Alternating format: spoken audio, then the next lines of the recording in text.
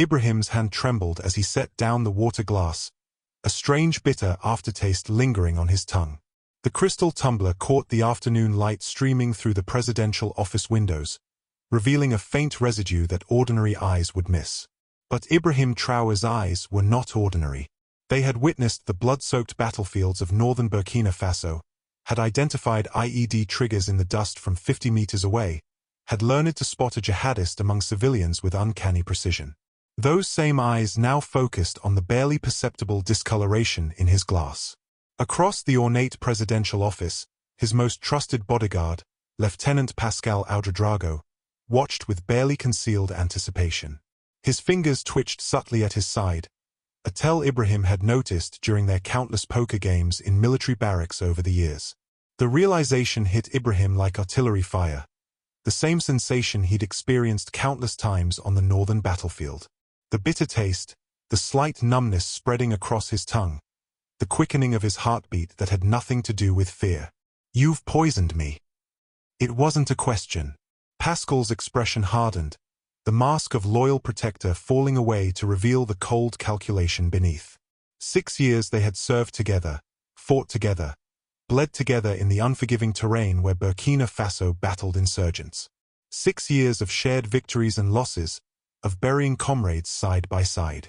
"It's already working through your system, Captain. Or should I say, Mr. President? The title never suited you anyway."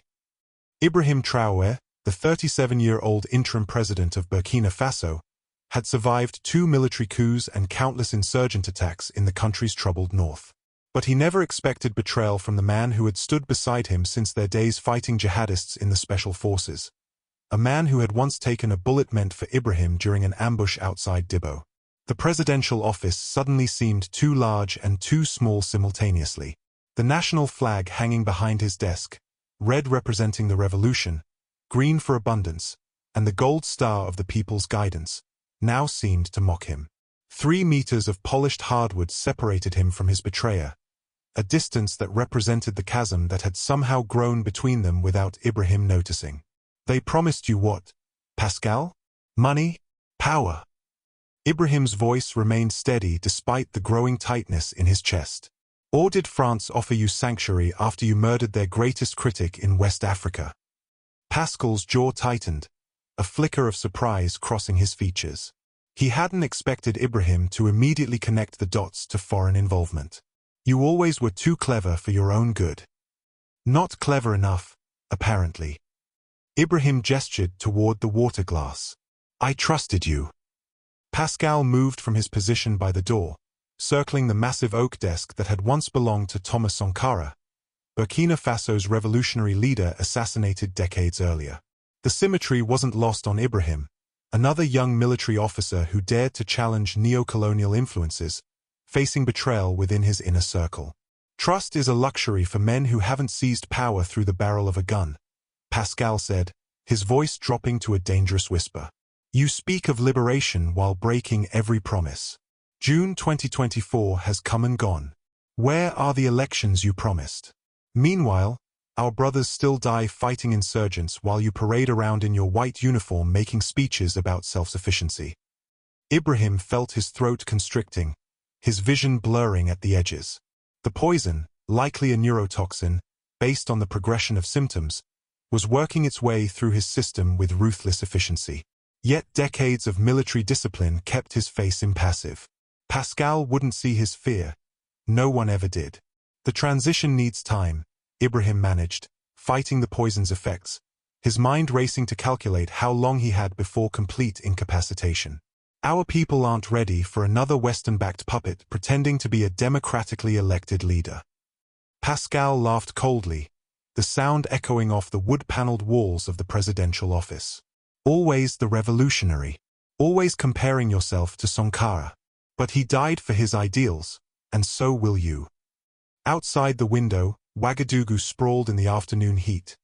The capital city Ibrahim had promised to transform, to free from the cycle of corruption and foreign influence that had plagued it for generations. 2 floors below, citizens went about their daily lives, unaware that the fate of their nation hung in the balance within these walls. What Pascal didn't know What no one knew except Ibrahim's trusted inner circle was that the young captain had survived an assassination attempt once before.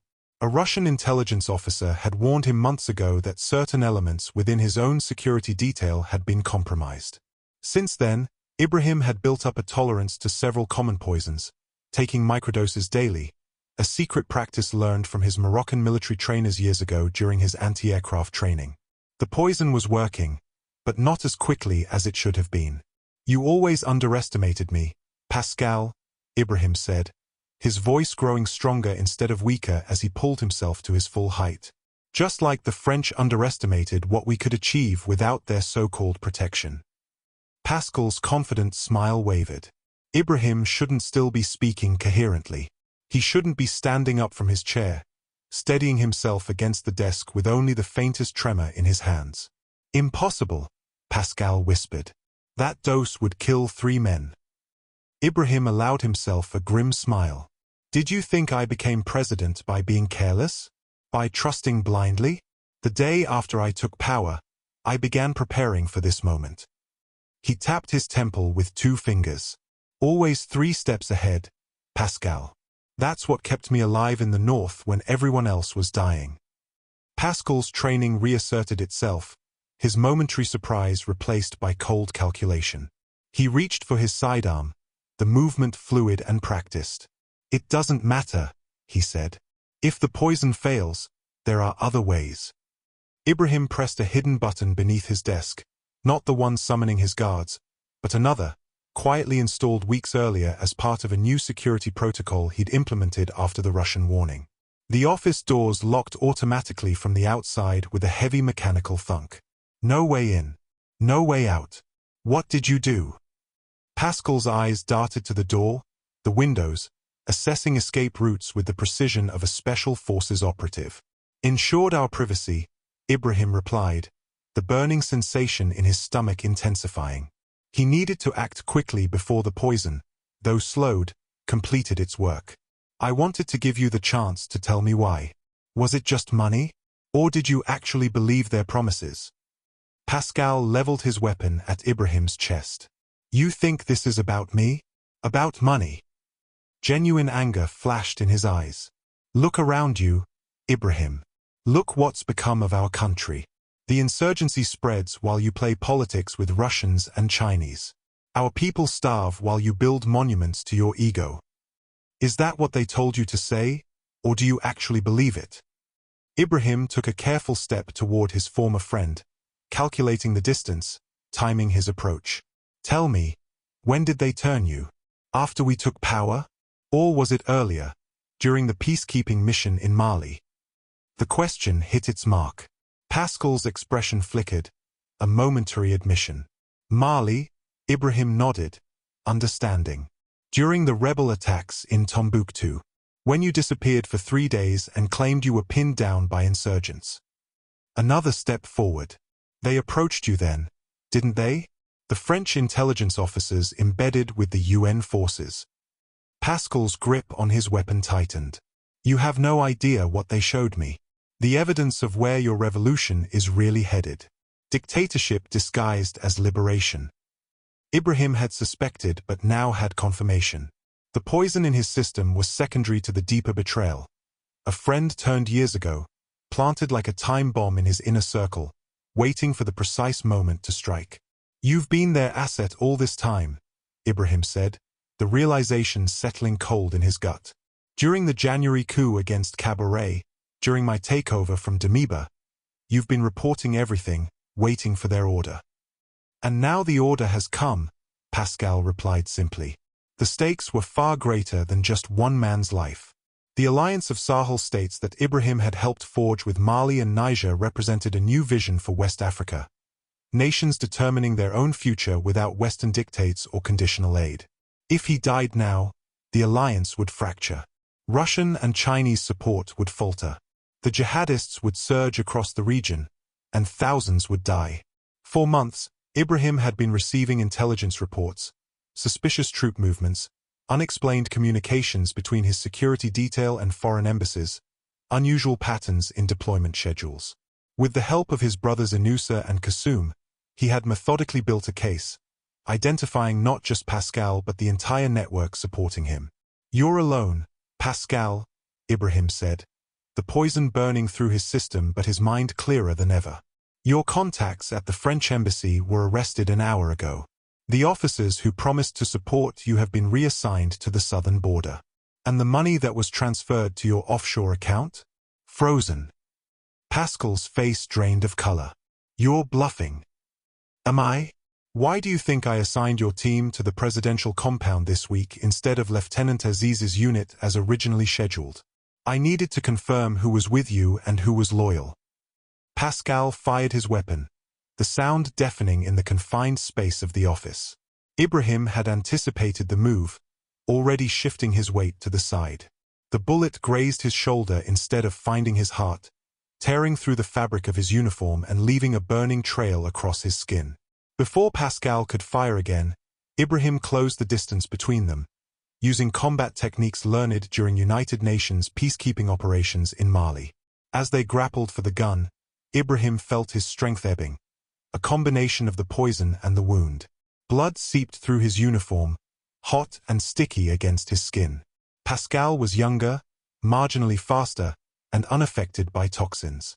But Ibrahim fought with the determination of a man who knew the full weight of what was at stake. This confrontation represented everything he had fought for over the past 3 years. The battle between those who believed in African self-determination and those who would sell the continent's future for personal gain. It was the same battle that had claimed Thomas Sankara's life decades earlier, the same struggle that had defined Burkina Faso's existence since its independence. "The people are with me," Ibrahim said through gritted teeth as they struggled for control of the weapon. "Not because I'm perfect, but because they're tired of being pawns in someone else's game." Pascal drove a knee into Ibrahim's stomach, targeting the area where the poison would be causing the most distress. Ibrahim doubled over but maintained his grip on Pascal's gun hand. They crashed into the desk, sending papers and the poisoned water glass flying. "The people!" Pascal spat, his face contorted with effort. "They don't know what they want. They cheer for whoever gives the most passionate speech. They waved French flags for Damiba, then Russian flags for you. Tomorrow they'll wave whatever flag promises them food." The accusation stung because it contained a kernel of truth, the fickleness of public opinion, the desperate hope of a population that had suffered too much for too long. But Ibrahim had seen something deeper during his visits to villages across the country, something Pascal had missed. "You never understood our people," Ibrahim gasped, blood from his shoulder wound soaking through his uniform. "You saw their poverty but missed their dignity. You counted their illiteracy but ignored their wisdom." The poison was reaching its peak now, causing Ibrahim's vision to swim and his limbs to grow heavy. He had perhaps minutes before complete incapacitation. Everything depended on what happened in this room, in these moments. Outside the locked office, the sound of boots pounding down the hallway announced the arrival of forces. But whose? Had Ibrahim's timing been precise, or had Pascal's co-conspirators managed to outmaneuver him? Pascal heard it too, a flicker of hope crossing his features. He redoubled his efforts, smashing Ibrahim backward into a bookshelf containing historical texts on African independence movements. Volumes crashed down around them as Ibrahim struggled to maintain consciousness. "It's over, Ibrahim," Pascal hissed. "Even if you kill me, they'll send others. France will never allow the Sahel to unite outside their influence. They'll never permit Russia and China to replace them. There's too much at stake, the uranium in Niger, the gold here in Burkina Faso. Did you truly believe they would just let you walk away?" Ibrahim summoned his remaining strength, focusing through the haze of poison and pain. The pounding on the door intensified. Someone was trying to break through. He had seconds, not minutes. "I never expected them to let us walk away," Ibrahim replied, his voice growing fainter. "I expected them to fight. But what they don't understand, what you never understood, is that we're not fighting just for ourselves." With a final surge of desperate strength, Ibrahim twisted Pascal's arm at a brutal angle. The cracking sound of breaking bone echoed through the office an instant before the gun clattered to the floor. Ibrahim kicked it away, then delivered a precise strike to Pascal's solar plexus that sent him reeling. The poison was completing its work now, darkening the edges of Ibrahim's vision and sending waves of fire through his nervous system. He stumbled to his desk, collapsing into his chair as his legs gave way beneath him. With fumbling fingers, he reached for a hidden compartment. Pascal, recovering from the blow, saw his opportunity. He lunged for his fallen weapon, fingers closing around the grip.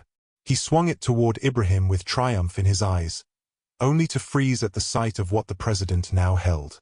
A syringe. "What is that?" Pascal demanded, his weapon trained on Ibrahim's chest.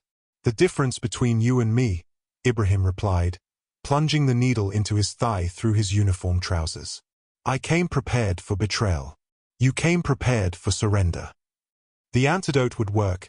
Ibrahim knew this because he had tested it on himself during the months of microdosing, but not instantly.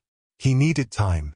"Drop the gun, or we both die here," Ibrahim said, his voice regaining some of its strength as he pressed another hidden button beneath his desk. The office's security system engaged fully, bulletproof shutters descending over the windows, secondary reinforcements activating on the doors.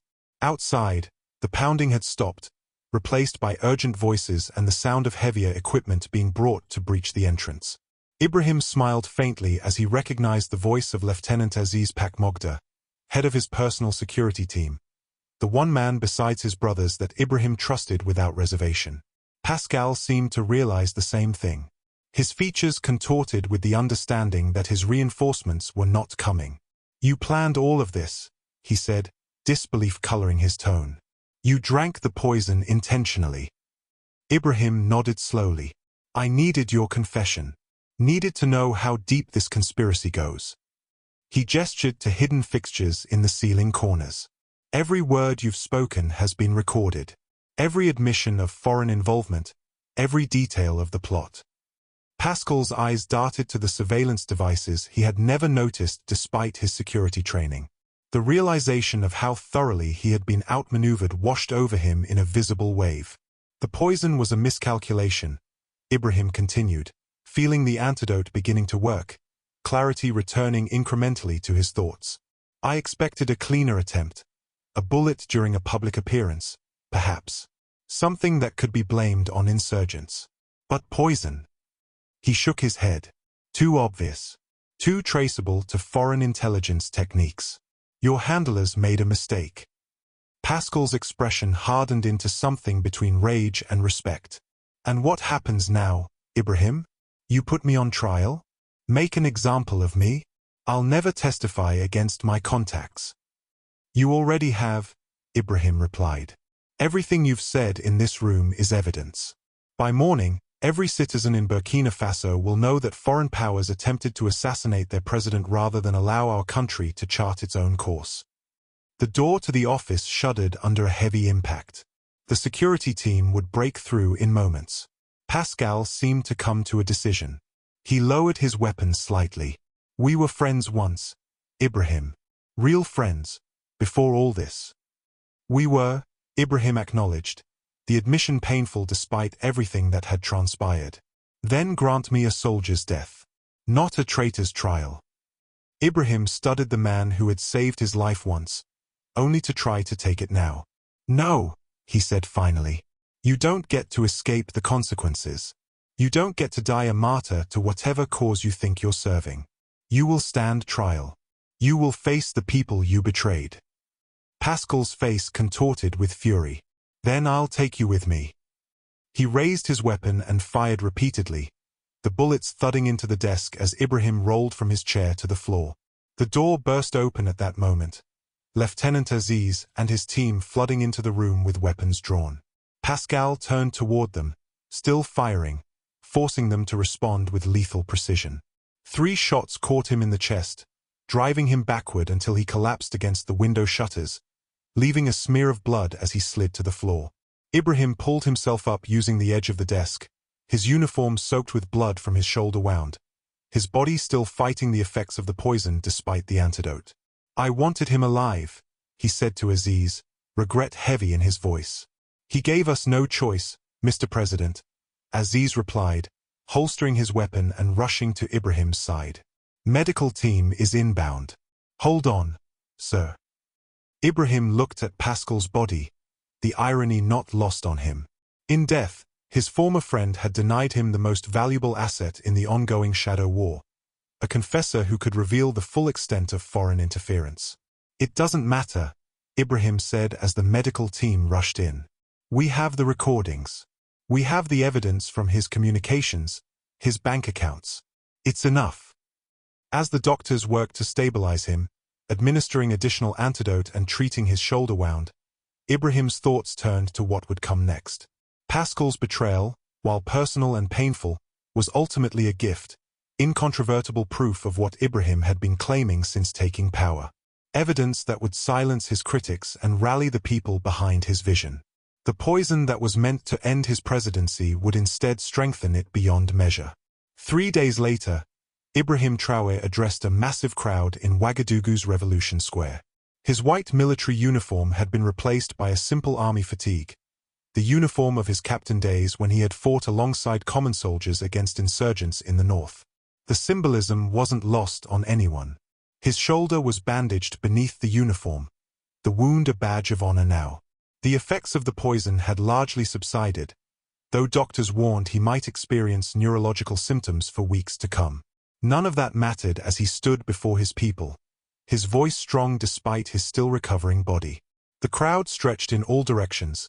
Thousands upon thousands of citizens gathered to hear their leader speak after news of the assassination attempt had spread throughout the nation. Many carried handmade signs expressing support. Others waved the national flag. A few, despite the government's attempts to discourage it, held Russian flags as symbols of resistance against Western influence. They thought silencing one man would silence a nation, Ibrahim declared, his voice amplified by speakers throughout the square. They thought that by poisoning Burkina Faso's president, they could poison our dream of true independence.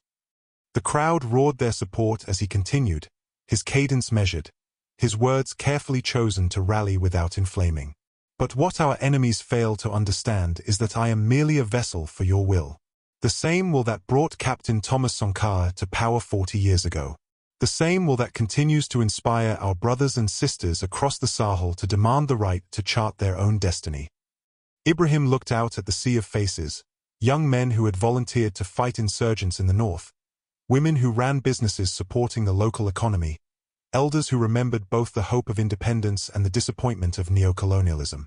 "The evidence of foreign interference in our sovereignty has been presented for all the world to see," he continued, referring to the carefully edited recordings from his office that had been released to national and international media the previous day. "Those who plotted against us believed we were weak and divided. Today, we show them how wrong they were."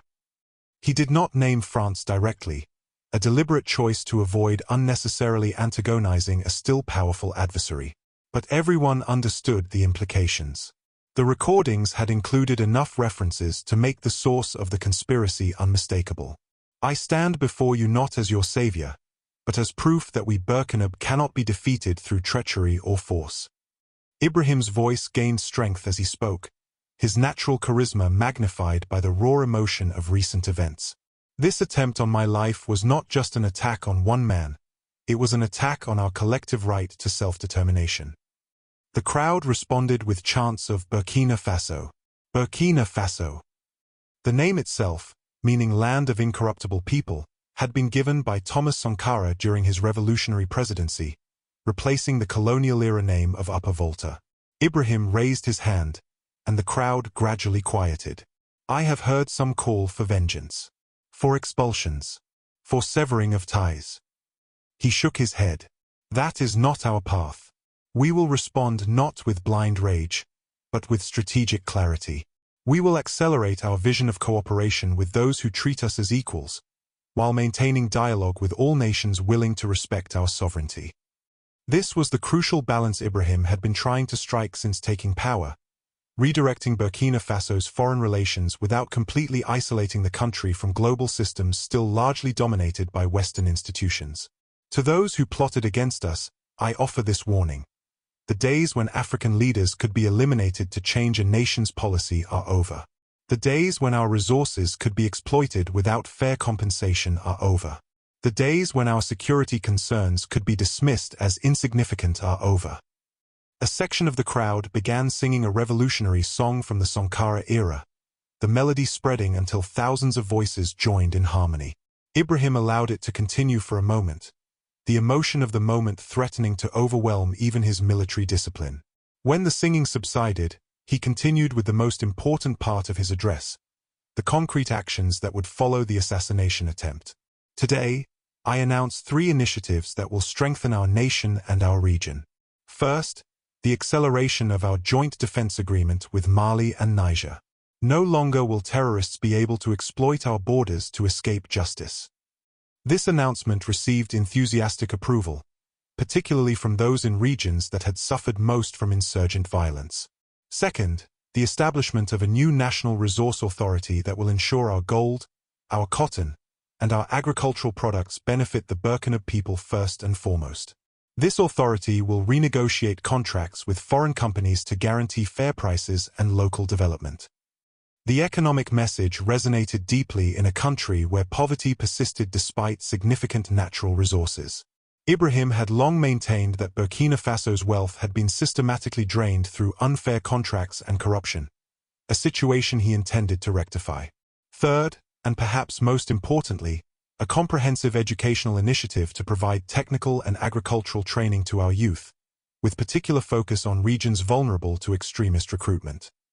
Ibrahim understood that military solutions alone would never solve the insurgency. Only development, opportunity, and dignity could truly address the root causes of instability. These initiatives are just the beginning, he assured the crowd. The attempt on my life has not weakened our resolve, it has strengthened it.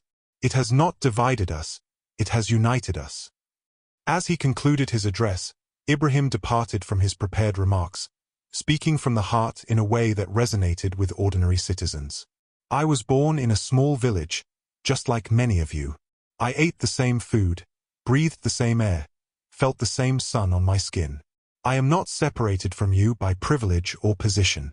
What affects you, affects me. Your hunger is my hunger. Your thirst is my thirst. Your dream of a better Burkina Faso is my dream as well. The crowd's response was electric, their approval washing over him in waves. Together, we will build that Burkina Faso. Not tomorrow, but starting today. Not for some of us, but for all of us. As Ibrahim descended from the platform, supported discreetly by Lieutenant Aziz due to his still recovering condition, the crowd began to chant his name. Unlike previous leaders who had basked in such adulation, Ibrahim made a point of quieting them, redirecting their energy toward the national anthem instead. It was a small gesture, but emblematic of his leadership style, constantly redirecting personal loyalty toward national identity, always emphasizing the collective over the individual. In the months that followed, the trial of Pascal's co-conspirators became international news.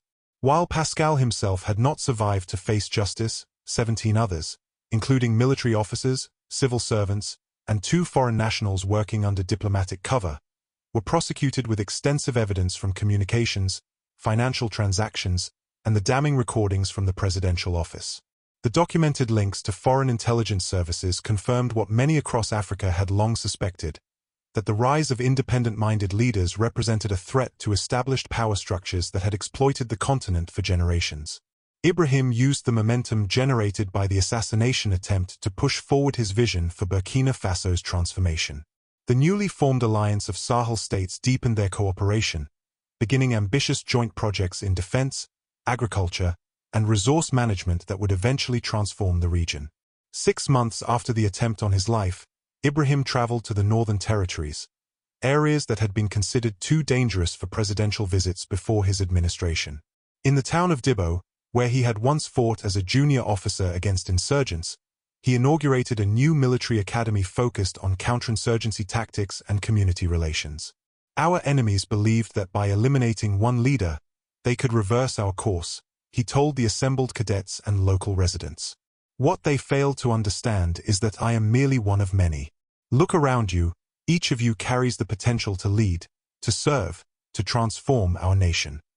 He gestured toward the youngest cadets, teenagers from villages that had been ravaged by extremist violence. These young men and women represent our future.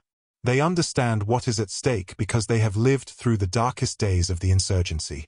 They know that true security comes not just from weapons, but from development, education, and dignity. Among the crowd was a small delegation of Russian military advisors, evidence of Ibrahim's continued policy of diversifying Burkina Faso's international partnerships beyond traditional Western allies. Their presence was neither highlighted nor hidden, simply acknowledged as part of the new reality. After the public ceremony, Ibrahim met privately with local leaders in a simple military tent rather than the government building, another symbolic gesture of accessibility. The tribal elders, religious figures, and community representatives spoke candidly about the challenges they still faced: food insecurity, inadequate healthcare, and the ongoing threat from armed groups operating across the porous borders with Mali and Niger. Ibrahim listened more than he spoke, taking notes himself rather than relying on aides. When he finally responded, it was with specific commitments rather than grand promises. By the rainy season, the irrigation project will be operational, he told a farmer who had described crop failures. Russian agricultural specialists are already surveying the area, and Chinese engineers will assist with the dam construction. To a mother who had lost 2 sons to extremist recruitment, he pledged, the vocational training center will open its doors within 3 months. Your remaining children will have opportunities different from those who came before. This was governance at its most direct, a leader engaging with citizens' immediate concerns rather than abstract ideologies. It was this approach, more than his speeches in the capital, that had gradually earned Ibrahim genuine support across Burkina Faso's diverse population. As the meetings concluded and Ibrahim prepared to depart, his security detail was visibly nervous. Despite the public narrative of improved security, the northern regions remained dangerous. The presidential helicopter had been upgraded with additional defensive measures after the assassination attempt, and Lieutenant Aziz had tripled the size of the advanced security team. Ibrahim noticed their concern but refused to show fear. If we cannot travel freely in our own country, then what are we fighting for? He asked Aziz as they walked toward the helicopter. The people need to see their president, not just hear about him from a distance. Aziz nodded reluctantly. I understand, sir. But since the attempt on your life, there are still those who wish you harm. Ibrahim paused, looking back at the town where citizens were still gathered, watching their president's departure. There will always be those who wish me harm, Aziz. Just as there will always be those who wish our country harm. Our job is not to hide from them, but to outlast them. As the helicopter lifted off, carrying Ibrahim back toward the capital, he reflected on the journey that had brought him to this point. From his childhood in the small town of Bondakui to his geology studies at the University of Ouagadougou. From his military training at the Georges Namono Military Academy to battling insurgents in the north. From supporting Damiba's coup to eventually leading his own when it became clear that his former commander was failing to address the insurgency effectively. Each step had seemed inevitable in retrospect, though fraught with uncertainty in the moment. Each decision had carried both principles and compromises, idealism tempered by pragmatism. 2 weeks later, Ibrahim Traoré sat across from his brother Inusa in the presidential palace garden, away from the formality of the office and the omnipresent security apparatus. Though separated by only 2 years, Inusa carried himself with a quiet intellectual intensity that contrasted with Ibrahim's more direct military bearing. Where the president inspired through charisma and conviction, his brother influenced through strategic insight and meticulous analysis. The polls show your approval at 78%, Inusa reported, sliding a tablet across the table with the latest internal surveys. Higher in rural areas, slightly lower in Ouagadougou where the opposition maintains some influence. Ibrahim glanced at the data but seemed uninterested in the specifics. Popularity is fleeting, brother. What matters is whether we're making genuine progress. Inusa nodded, understanding his siblings' disdain for politics as performance. On that front, there are measurable improvements. Security incidents have decreased 30% in the eastern provinces. The joint patrols with Nigerian forces have disrupted supply lines for the jihadist groups. And the new gold refinery is exceeding production targets. These were the metrics that mattered to Ibrahim, concrete changes in security and development rather than public perception. And the Russian training program? Ibrahim asked, referring to the controversial decision to replace French military assistance with Russian advisors after expelling French forces earlier in his administration. Mixed results, Inusa admitted. Their counterinsurgency tactics are effective but sometimes heavy-handed. We're getting complaints from villages about civilian casualties. Nothing like when the French were conducting operations, but still concerning. Ibrahim frowned. He had no illusions about Russian motivations. They wanted access to resources and influence just as Western powers did. The difference, in his calculation, was that Russia was willing to engage on more equal terms, without the paternalistic colonizer-colonized dynamic that characterized relations with France. Tell them to adjust their approach, Ibrahim instructed. We need security, but not at the expense of civilian trust. That's non-negotiable. Inusa made a note on his tablet. There's one more thing, he said, his tone shifting to indicate a more sensitive topic. Intelligence reports suggest another plot may be developing. Not foreign this time, internal. Military officers who feel threatened by your reforms of the defense procurement system. Ibrahim wasn't surprised. His anti-corruption measures had disrupted lucrative arrangements that had enriched senior officers for decades. Some had accepted the new reality, others resisted. Names? He asked simply. Colonel Diallo heads the group. Perhaps 10 officers total. Still in planning stages, nothing imminent. Ibrahim considered his options. The old approach would have been immediate arrests, perhaps executions, the cycle of purges that had characterized so many post-coup regimes across Africa. No arrests yet, he decided. Monitor them closely. Reassign Diallo to head the Southern Command, separate him from his co-conspirators, and accelerate the promotions of the younger officers who support the reforms. We need to change the system, not just remove individuals. Inusa raised an eyebrow, a more moderate response than some would advise. We can't build a country on fear, brother. The cycle of coups and counter-coups must end somewhere. Let it end with us. As they concluded their meeting, Ibrahim gazed beyond the palace walls to the city beyond, a capital that had witnessed too many transitions of power through violence rather than democratic processes. His own seizure of power had been justified by extraordinary circumstances, but he harbored no illusions about its fundamental legitimacy. They never understood what we were fighting for, Ibrahim told his brother as they walked through the garden, past a newly established agricultural project where presidential grounds had been converted to demonstration plots for improved crop varieties. They thought it was about power, but it was always about something more fundamental, the right to determine our own future. Inusa nodded. And now? Ibrahim looked out over the fields where young Burkinab agronomists were implementing innovative farming techniques developed with both Russian and Chinese technical assistance. Partnerships formed on equal terms rather than exploitation. Now we show them what that future looks like. 5 months later, Ibrahim stood in the newly completed conference center in Ouagadougou, flanked by President Assimi Goïta of Mali and President Abdourahmane Tiani of Niger. Before them, ministers from all 3 nations signed the final protocols of the Alliance of Sahel States, a formal confederation that stopped short of full political union but established unprecedented cooperation in defense, trade, and resource management. International observers watched with a mixture of concern and curiosity. Western diplomats saw the alliance as a direct challenge to French influence in the region. Chinese and Russian representatives were more optimistic, recognizing new opportunities for economic and security partnerships outside Western-dominated structures. For Ibrahim, the alliance represented the fulfillment of a vision that had nearly cost him his life. The poison that had coursed through his veins in that presidential office confrontation with Pascal hadn't just been an attempt on his life. It had been an attempt to prevent exactly this moment, this reshaping of regional dynamics beyond colonial-era dependencies.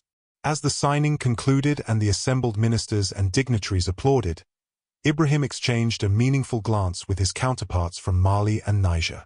All 3 had come to power through similar paths, military officers who had overthrown governments they deemed ineffective against security.